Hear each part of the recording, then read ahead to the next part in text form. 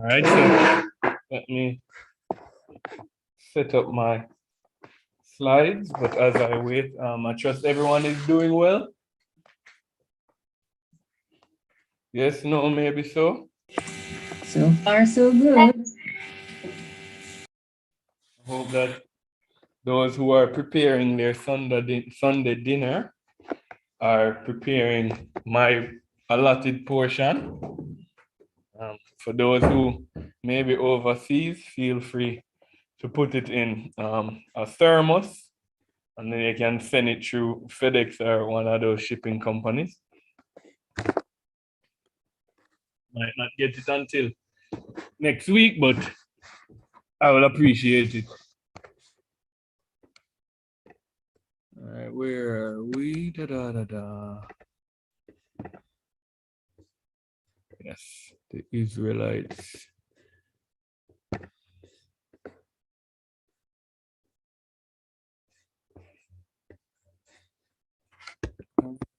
Oh, there we go.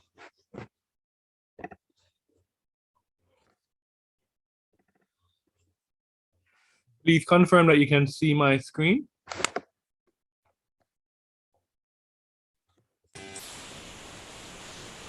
Confirming.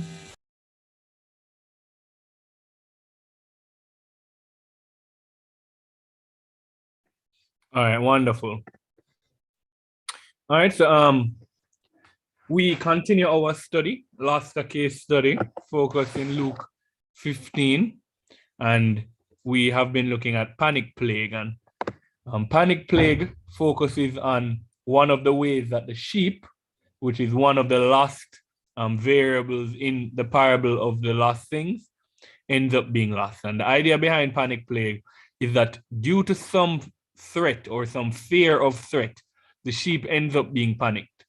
And in panicking, it heightens its ability to be lost by responding in a paralytic way, where its movements or its reactions are minimal or limited, which leads to the flock moving away from that particular sheep. We looked at it responding in flight, where in its fear and its terror, the sheep runs away, and that running away can separate it from the flock. And we had incapacitation, where the fear literally diminishes the ability of the sheep to function in a way that keeps it alive. So breathing, it can get stressed to the point where it gets cardiac disorders, which can eventually lead to death. And we have been looking at some cases of individuals that have panicked in the Bible. And we shall continue with 2 cases today, and we're going to have an exercise, and then that is going to be today's class. And then on Tuesday's class, we will start looking at some of our prescriptive methods. All right, to determine who shall be our readers for this particular slide, I'm going to ask, we have looked at, no, we're not raising hand to choose yet. I'm going to ask a question, and then you will raise your hand in response to that question. All right. We have looked at 4 cases already. I've looked at 4 cases already.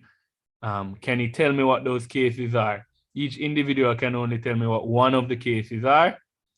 So the team that gives the most cases will win. All right, go ahead, Sean and Elia. Not sure which one of you is responding. Elia, one is bug. Repeat. Elia. Okay, go ahead, Elia. One case is bug. Repeat. I never heard you, Elia. You're not hearing me? I can hear you now. Okay, so one case is bug. Oh, no, not. I realized I wasn't clear. What I'm asking for is not in general, not the disorders or symptoms in general. In panic plague, for the past 2 classes, we have been looking at specific cases of individuals in the Bible who have suffered from panic plague. We looked at 2 We looked at, it's 2 or 3. I think we looked at 2 or 3 last week, Tuesday, and 1 the Sunday. But we've gone through 4 already. So that is what I wanted to tell me, what those cases are. So go ahead, Brother Smith. King Saul. So King Saul, can you give me the specific situation? Come on now, man. In face of the Philistines. Okay, all right. Thank you very much, Brother Smith. So that's 1 for Team Samuel. You can re-raise your hand if you think you know others. Go ahead, Sister Paula.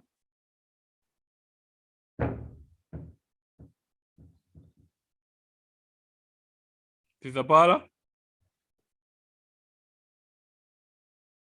Sorry, Stephen. Sister Paula, you mute yourself.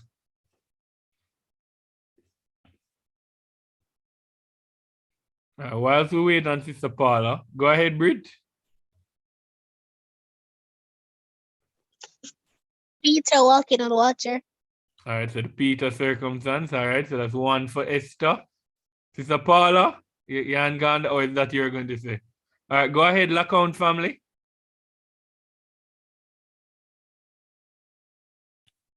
Elijah fearing Jezebel. Okay, all right, so that's 2 for Esther. 2 for Samuel, sorry. Go ahead, Sean and Elia. Not sure which one of you. Okay, so one of them is Judas. All right, that is, we never looked at that yet, but I don't know if I said it was the case where I haven't looked at it yet, so I can't give you wrong. So Judas is one of them that we're going to be looking at today. So go ahead, Brother Smith. There was another Saul. King Saul, all right, which is why I'd asked you to be specific the first time. Okay, sir. Which situation was that, sir?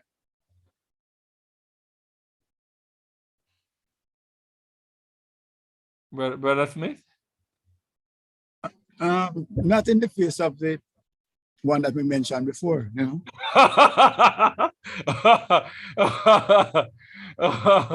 Well, I got on when he said another case of King Saul, that would have meant it's not the same one.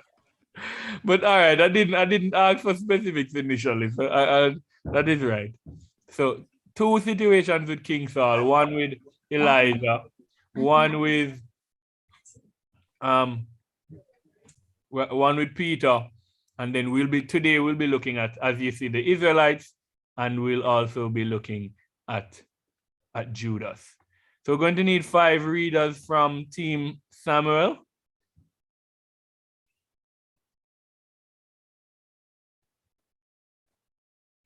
Raise your hand so that I know who will be reading, please. All right, so Brother Smith. If we don't get enough readers from Team Samuel, we're going to have to move over to Team Esther, you know, and is them going to get the points. I'm sure you don't want that. All right, so we have Brother Smith, we have Brother Sean. LaCount family is 1 or 2 readers you have.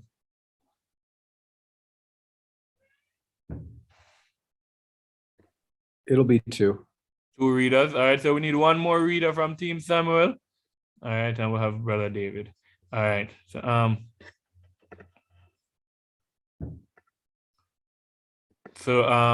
Brother Smith, you will read what's in white. Sean, you'll be reading what is in yellow. LaCount family, you will read yellow and blue. Sorry, Sean, you'll read what is in green, not what is in yellow. My apologies. LaCount family, you'll read yellow and blue, and David, you'll be reading either orange or pink. I don't remember which one it is, but you'll see when you get there. All right, Brother Smith, you can start us off. Exodus 14:5. When the king of Egypt was told that the people had fled, Pharaoh and his officials changed their minds about them and said, "What have we done? We have let the Israelites go and have lost their services." So he had his chariot made ready and took his army with him. He took 600 of the best chariots, along with all the other chariots of Egypt, with officers over all of them. the Lord hardened the heart of Pharaoh, king of Egypt, so that he pursued the Israelites, who were marching out boldly. The Egyptians, all Pharaoh's horses and chariots, horsemen and troops, pursued the Israelites and overtook them as they camped by the sea near Pi Hahiroth and opposite Baal-zephon. As Pharaoh approached, the Israelites looked up, and there were the Egyptians marching after them. They were terrified and cried out to the Lord. They said to Moses, "Was it because there were no graves in Egypt that you brought us to the desert to die? What have you done to us by bringing us out of Egypt? Didn't we say to you in Egypt, 'Leave us alone, let us serve the Egyptian'? It would have been better for us to serve the Egyptians than to die in the desert." Moses answered the people, "Do not be afraid. Stand firm and you will see the deliverance the Lord will bring you today. The Egyptians you will see today, you will never see again. The Lord will fight for you. You need only to be still." All right, thank you. Well read, Brother Smith, Sean, Brother David, Brother Zan, and Brother Jason. All right, so we have another story that we are relatively familiar with, biblically speaking. Israelites escaping from Egypt, well, rather being sent away by Pharaoh. Pharaoh changing his mind after realizing that a massive amount of free labor has been lost, even though he says services of the Israelites, as if it was an arrangement of being hired. It was actually free labor. So they chase after the Israelites, and if you note the amount of the army that Pharaoh essentially threw all of the individuals who were part of the army in this chase. And if you as the Israelites presume that you are free now, that that is behind you, and then you see this massive army chasing after you that doesn't seem intent on recapturing you based on the amount of people, but it looked like them is kill them come to kill you off. You can understand to an extent that might indicate or bring about a response of panic. So question, would you diagnose the Israelites here with panic plague? All right, Lacan family? Yes. All right, it's a very easy answer there from Sister Aisha. What symptoms did they show? Would you say paralysis, flight, or incapacitation?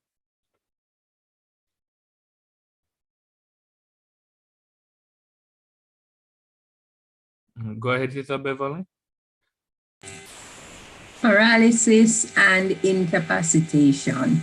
Okay, there seemed to be an inability to respond, as well as they seemed as though they're giving up, or their unwillingness to even consider a way out seemed to show some form of inward incapacitation. All right, what was the cause of their symptoms? Would you say it was pre-threat panic, post-attack panic, or autophobic panic?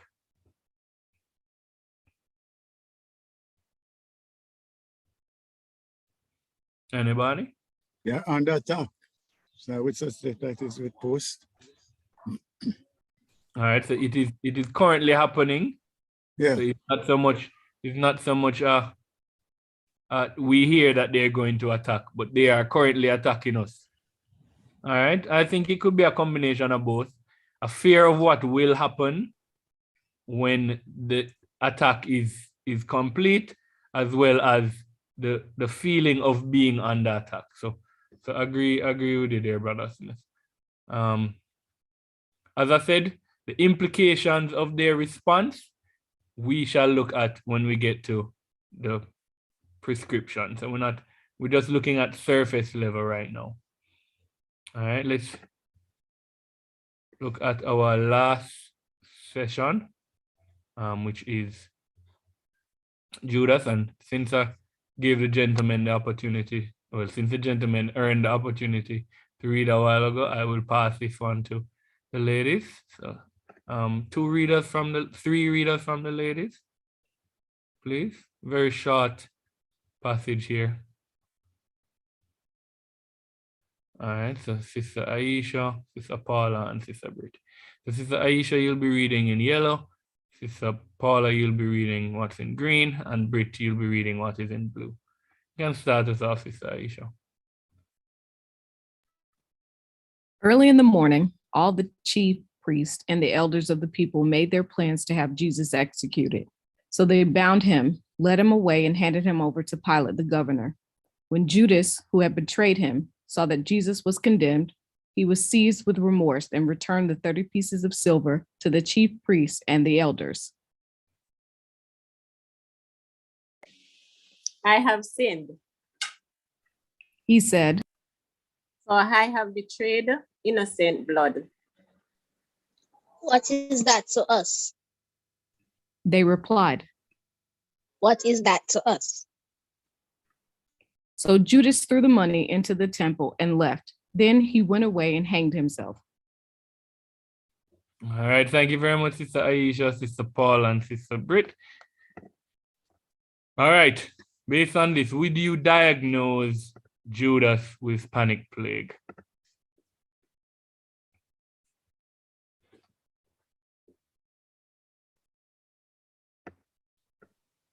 Yes. All right, so Britt says yes. What symptoms did he show?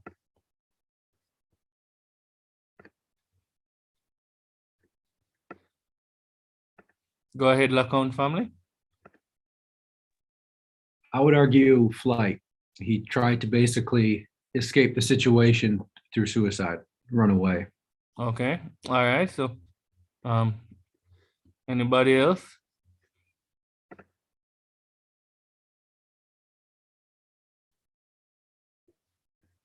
All right, no disagreement That's a there. good one. That's a good one. Can you clarify a little bit more the incapacitation? Is that not knowing what to do? So incapacitation implies that in your inability to deal with the situation, your state worsens. Right. Flight is an avoidance. Paralysis is essentially a freezing up, and incapacitation is due to the confusion of the situation, your being worsens. Yeah, I love Brother Jason's flight thing because that is really an escape thing. But I'm also just wondering if incapacitation applies as well. Yeah, I agree. I think that it's one of those situations where multiple symptoms are shown. I think that he tried to escape the situation, and a part of the way he escaped the situation was due to his incapacitation and inability to see how else he could avoid it, and hence he went with that. What was the cause of his symptoms? Pre-threat, post-attack, or autophobic panic?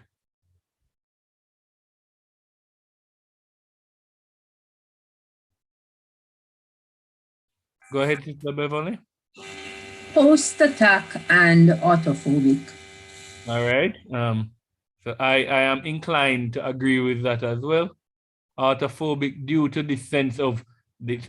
So this is now his forced isolation because he has segregated himself from the rest of the disciples. Also, I think this is reinforced by the response of the chief priest. I feel like if the chief priest had been even more inflammatory, so if they had cussed out Judas or such, the fact that now this don't have nothing to do with us, you're on your own, reinforced that kind of isolation. He was separated both from the people who he betrayed as well as the people who he assisted in the betrayal. And then, of course, you have post-attack where he's now dealing with the consequences of the very thing that has affected him. So he betrayed Jesus, and now he knows that Jesus has died, and he has to deal with the consequences of that. So good job, Sister Beverly. All right. Oh, we're making very good time. So we have one activity that we're going to do. Hopefully, we can get as many people involved in this particular activity, and then that will be our class. So personal panic exercise.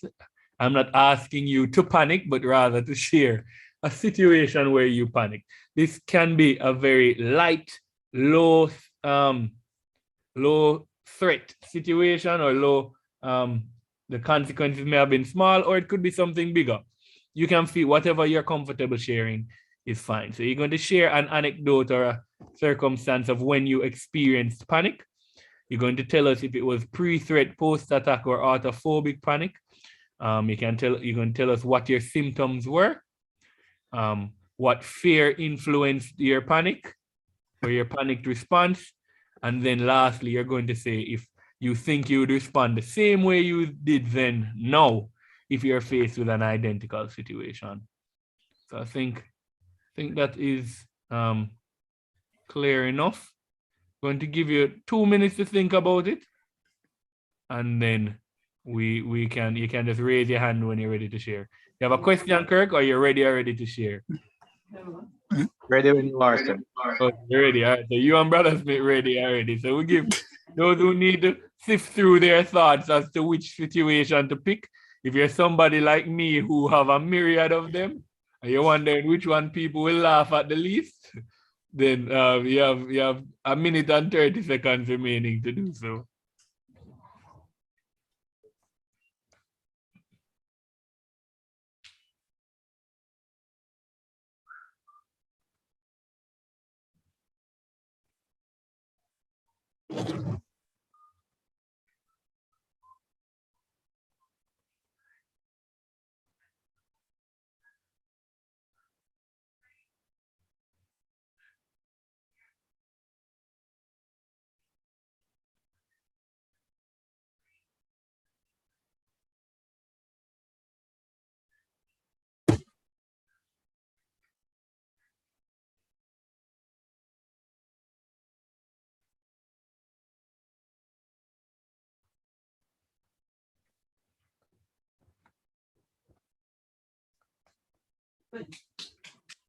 All right, 2 minutes up. Brother Kirk, you can start us off. Good afternoon, everyone. Morning, sorry. My experience was being in Portmore once. I went to visit someone, a girl. Girls keep drawing us out. Apparently, anyway, that's another topic. Who is Okay. he, Kirk? I look in company. And you know Paula hearing you though, right? yes, that's why I throw in back in the day. And one thing led to another. I stayed over really late, so about 1 o'clock or 2 o'clock in the morning, I started to reluctantly go back to my house, which was in the Red Hills Road area. Couldn't get no vehicle. There's one vehicle that had passed and said, no, he's not going anywhere. Then he came back and said, come in, my youth. I was so happy that I just went in. I didn't think of anything. I didn't process anything. I was just happy to get a vehicle. But while in there, I just get a weird feeling of danger. I glance in the mirror, the mirror, and there was this guy in the back with his hat drawn down in his face and dark as ever. I was like, at that point, fear, panic, everything came over me, but I more froze than anything else. I didn't speak. I just started thinking and praying and saying, who am I going to get out of this? And then somewhere along the line, the driver said, you're a Christian, oh my youth. And I said, yes, I'm a Christian. And he said, all right, fine. We can't do the Christian, not all right. And he started picking up other persons. And I get where I'm going. Long and short, I got where I'm going. What was I supposed to answer again? I think it was a pre-threat. Wow. That has never happened to me before, so I guess that would fall there. My symptoms are literally froze. It may have worked out for me because maybe if I'd do anything that was obvious that I figured them out. I don't know how that would have worked out. So most of my thinking and panicking was inside. The fear influence, what fear influence a panic response? I'm not so clear on that one. Go again. Explain that one. Actually, what were you afraid of that would have led to you panicking? No, kill me, man. They were gonna. I'm not going to assume it of you. Yes, I may have perceived that, but the more you tell me. Yeah, I thought that was the end of my little short life on earth. Because back then I was about 21, 20, or younger. So that's about 40 years ago. We'll address that another time. And do you think you would respond to that way? I most definitely would. maybe worse. All right. Boy, Kirk, that one that sound rough, man. Really glad that it turned out the way it did turn out. As they said, that could have gone all different kind of ways, man. I'm afraid, right? I don't want to share mine, because you're well justified in your response. I don't know if I am particularly justified in mine. But thank you for sharing, Kirk. Really appreciate that. Go ahead, Brother Smith. I'm happy to share to the distress of my family. So you know what is going to come up. It's the dog story, right? Maybe I think by now you can say it for me, Stephen. All right. So 2 doors down from us, a series of pretty bad dogs, big dogs. Walk down the road, right? Used to walk down. So there's one Saturday morning, I went down, and in coming up, apparently the neighbor left, and the dogs were all outside of his gate. So I figured maybe I should exercise a little bit more. Went back down the road, figuring that by the time I come up, something would happen. Come back up, they are still there. Little bit more exercise. And then I started, so pre-threat, clearly. And in my mind, I saw dog bites all over, etc. There's some backstory that I need to tell you, is that many years before that, I was walking down a road, and a little dog just ran out of the gate and bit me on my ankle, went back inside. No barking, no nothing. So my fear of dogs is justified. So anyway, I decided, I was supposed to be going to the classes up at Mona in terms of Bible study, not Bible study, whatever you call it. But quickly, so I decided, no, faith, I'm going to walk past these dogs, I don't care what. So I come back up now to go, and a little motorbike man came down the road. The dogs start to get excited and bite, so bark. So I go back down. And then finally I'm saying, okay, fine. Death and dishonor, death before dishonor. I decided I'm going to walk past the dogs. Up to now, the dogs haven't looked at me, no, not a sound, not anything. All right, so the next question you're going to ask me, would I behave in the same way? Yes, absolutely. There's no way that I'm walking past them. So that's it. That's my story. Eat your heart out, family. They hear the story now about 50 times. Well, it is funny every time I hear it, Brother Smith. And I know that kind of you bolster up the courage, and then any little thing happen after that, you're like, nope. And you try find it in yourself again. Right. I empathize with you on that one, Brother Smith. Not so much for dogs, but I have my press buttons. Go ahead, Mom. As long as that story do include me.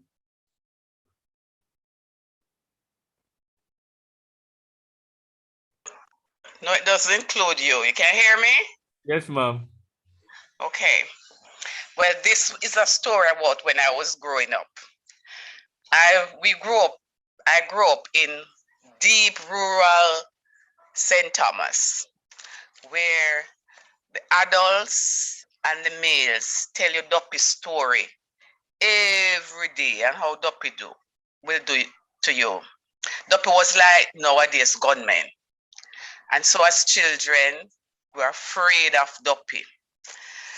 Now it so happened that I went to the standpipe. There was no water, pipe water at the house. You have to go to a standpipe to collect the water. And we went to the standpipe to collect water, but we played baseball and all sorts of things before. And then dusk came and it got dark. Now, a few weeks before a lady died, Miss Annie, and she was buried nearby. I have to pass that, our burial place, to go home.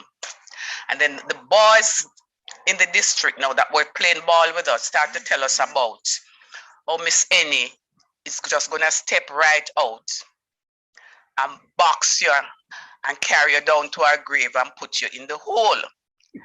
No, we believe that, because we believe Duppy had, the only thing we were afraid of then was Duppy. So with my pan of water on my head, I stand down there, and the longer you stay is the darker. Night come down now when it get dark and you need to go home. So then I decided to brave it and go up a little hill. About a 2-minute walk from the grave, the boys came up and said, "See Miss Annie there?" And I saw Miss Annie, long in her long white grave clothes. I couldn't turn back and I couldn't go forward. Me think me now go dead.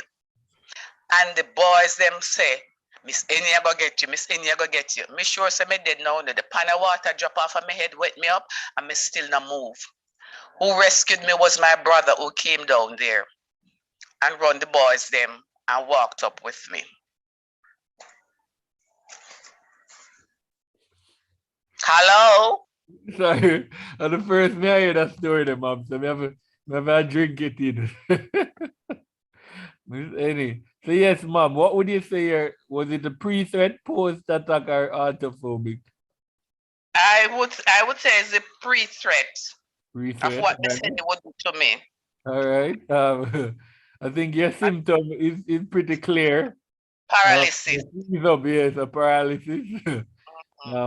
And your fear, you just suggest that because of the Duppy, the belief in Duppies and what they can do. Yes, it was like no, the fear of Duppy was no like the fear of gunmen for us as children.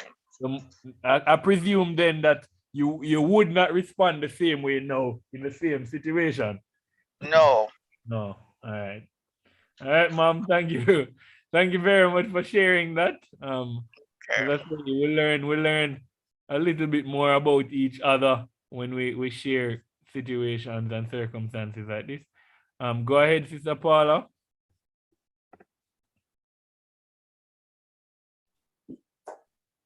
Hi, morning, everyone. Morning. Oh, mine is once when I was around maybe 14, I'm not sure the age, but the year that it happened is 1986.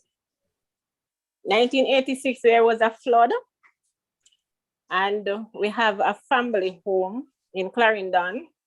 It's a huge house, but it was raining for days. And one morning, my grandmother wake us up from the room and said, we need to get out the house because water coming in. That's the room that I was in, the back room, that when I step off the bed, it was like I stepped in water.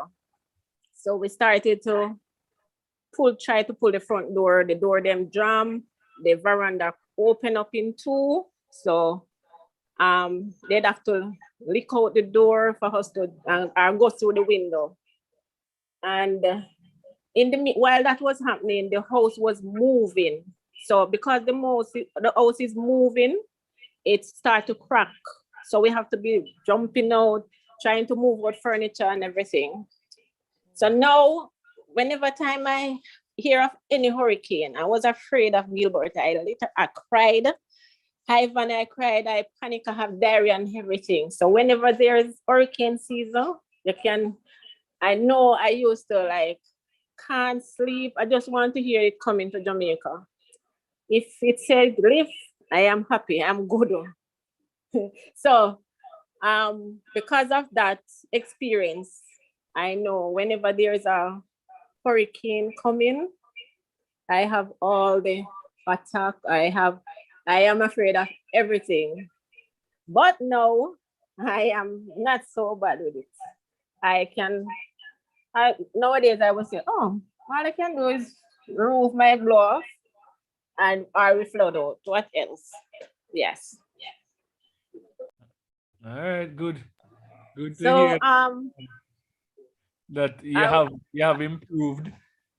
yes, I have improved. So This, I would say that, it was a post attack. yeah, it's a post attack, yeah. The symptom was fear of what might happen. Mhm. So That's which one it. of them is it? Panic. That's a panic attack. So incapacitation, then if it would be a panic attack. Yeah. And the fear What fear appreciation influence what would happen. what would happen? Yes. And I don't think I will respond the same anymore if it happen now. Well, that's good. Good to see that there is improvement in dealing with the circumstances. For the most part, I know Brother Smith said that him situation is the same, and my situation will be the same as well. But for all those who have improved, kudos to you. Go ahead, Sister Beverly.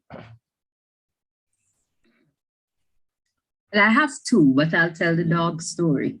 I don't think I recover from the other one yet. I remember I was on the job, I was doing sales, and I had this new client that I had to go and see. It was a restaurant.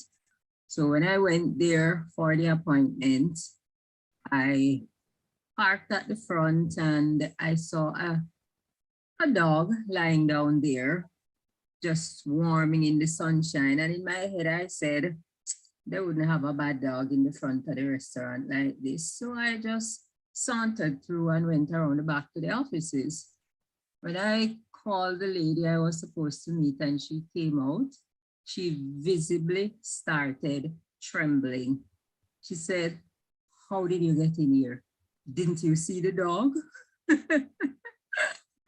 And when she said that, I froze.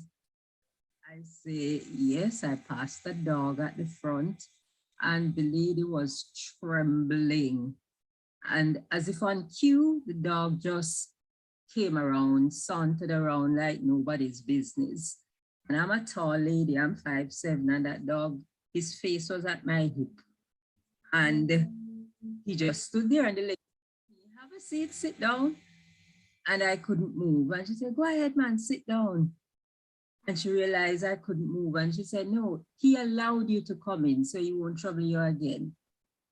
And I tell you, after that meeting, when I went back into my car, I had a total meltdown. Total meltdown. To think I just passed a ferocious dog within inches and nothing happened. The relief and the panic of what could have happened, I had a meltdown. I don't think I did any more work for that day. It was that severe. So that is my panic story. Wow, wow. Would you say that it was pre-threat, post-attack, or autophobic? It was pre and auto. All right. Yeah, when I thought that I was all alone in the presence of this dog, if he had attacked me, what would I have done? I don't have a clue. And I still don't have a clue what I would have done. You described the symptoms very well to us, and you made it very clear what your fear was, what fear instigated that panic. Do you think you'd respond the same way now if faced with the same similar situation? Well, when I see a dog now, I don't go near him at all. I don't care if it's a puppy. So I guess you and Brother Smith in the same boat then. Although I can't say for puppies for Brother Smith, man. I don't know if Brother Smith got that far, but It don't matter how they're cute. No, sir. well, it's better safe than sorry, right? Yep, I learned that one. All right. Anybody else want to share? All right, go ahead to Zane. Okay, this is a story when you see when Tuesday I was at my grandmother. I heard me and my cousin were playing. Then I heard Spot barking at somebody at the gate. When Keston and I went to look, I saw Spot barking at a man. When Spot turned around, he saw me and Keston on the veranda looking at him. So Spot run at me, but not Keston, and jumped on me. As I said in my mind, "What the Spot today?" Spot jump on me and bite my hand.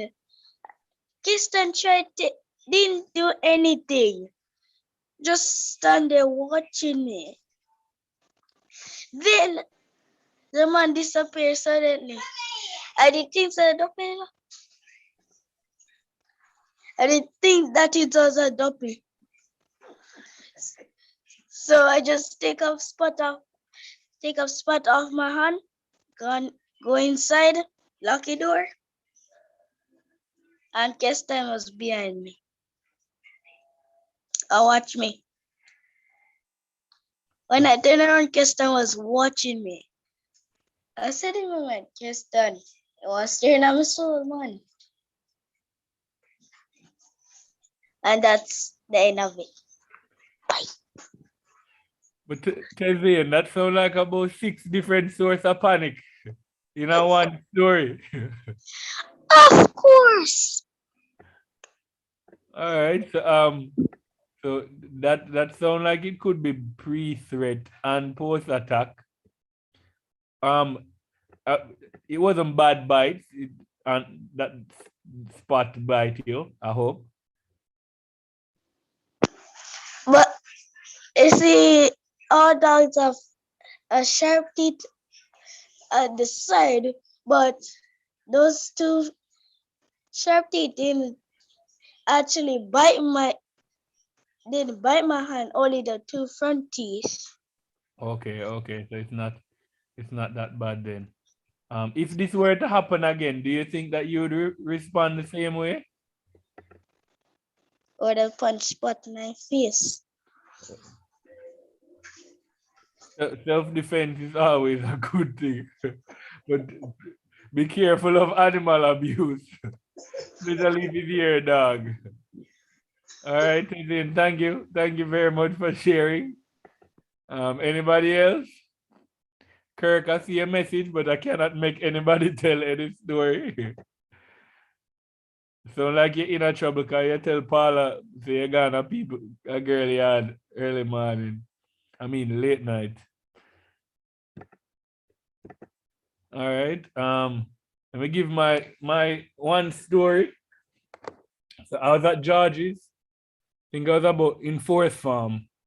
In the physics lab, and in the physics lab, you don't have your regular chairs. You sit on a stool. So I was in the lab doing my work, I think, and I felt something on the back of my pants, but it is a flutter. It felt like it could have been the breeze. So I ignore it, and then I felt it again. So I was like, it's wagwan. Yeah. So when I looked down, I saw a lizard-like imprint on the side of my khaki pants. So I said, this for a second I was like, this can't really be the case. But so I went to touch the lizard-like imprint, and then I felt it move against my at the time it was my lower thigh. I lost my mind. I was never the biggest fan of lizards before that, but I lost it. So I jumped off of my stool and I started swinging my foot and beating my pants and trying to get the lizard out of the pants. All of the classmates were looking at me like I was crazy, but I didn't care. I just wanted to get the lizard out. Then I saw a tail drop out of the pants, and that reinforced my madness. I was swinging my foot all over the place, and eventually the lizard dropped out. And then he had the audacity to run away as though his life shouldn't have been forfeit for ever considering something like that. So I ran him down. Unfortunately, I did not get to punish him as he deserved, but the feeling, I had a cringe sensation, like something crawling on me for almost half the day. Every time I thought about it, it was like, oh gosh. So for me, that was post-attack. My symptoms, as I said, there was a very uncomfortable feeling that would lead to me shivering every time I thought about the lizard on my, oh gosh. Even now when I think about it, is horrendous. The fear that influenced my panic response: one, I don't like lizards; two, I don't like lizards touching me; and then three, I don't like lizards touching me in a position where I can't stop them from touching me. So all of that bundled up into one was very hard to deal with. And then, do you think you would respond the same way now if you face an identical situation? Definitely. I can say wholeheartedly. And I'd like to think that for those who don't like lizards or similarly shaped insects or animals, that their response would be similar to mine. But yeah, it was a horrible experience. I wouldn't wish it on anybody. All right. Any final sharing before we close? Now is the time. All right. Thank everybody who did share. Really appreciate you willing to expose your dirty laundry, especially Kirk. We shall be looking at some ways to deal with panic plague, that some of which are highlighted in the cases that we've looked at thus far. Some of them we'll find in other scriptures. So we shall be starting that on Tuesday. Thank you. Correct, the forgiveness was extended. What I don't know why you don't need forgiveness if Paul never the question them time them Kirk, but I'm not trouble in the business no more. So we shall continue on Tuesday. Thank you very much for reading and participating and sharing. We have, before, let me just reiterate, we have any announcements to bring up. Brother Smith, I don't know if you can put up the slide thingy. I know the LaCounts have their anniversary this week, so we'd be singing happy anniversary to them. I don't remember hearing that we had any birthdays, but I may be wrong. So yes, the Bible class just finished, so we don't have to announce that no more. Bible class on Tuesday, 6:30. All right, so yeah, as I said, so Brother Jason and Sister Aisha have their anniversary on Tuesday, so we'll sing happy anniversary for them. Nav Life continues the 5th of February, so that's not Saturday coming, but the Saturday that follows, and more than likely by Sunday we will get an announcement as to what the topic will be. The Bible series on eldership, which will start the 25th of January, continues and continue to the end of, well, the 22nd of February. 6:30 will just be on Tuesday, so we'll have our regular Bible class on Sundays, and then we'll have this class on Tuesday, starting next week, Tuesday. The grief therapy support group continues on the 29th of January. So those who have lost a loved one or are struggling with the loss of a loved one, feel free to be a part of that. Zone leaders meeting. So Brother Grennell will be leading with the meeting with the zone leaders at 6:30 this evening. So all you zone leaders, ensure that you are a part of this. I am not a Is it zone 6:30 leader. or 6? Kirk said 6:30. 6:30. I'm not Okay. know if we trust Kirk in a car. Okay. Yeah. Sorry. Maybe we'll find out. Brother, I'm sure Brother Grinnell will message the zone leaders to remind them. So it's 6 or 6:30. All right. So before we close, we're just going to sing happy anniversary for the accounts, and then we will be dismissed. Happy anniversary to you. Happy anniversary to you. Happy anniversary, Brother Jason and Sister Isha. Happy anniversary to you. May the good Lord bless you. May the good Lord bless you. May the good Lord bless you. Happy anniversary to you.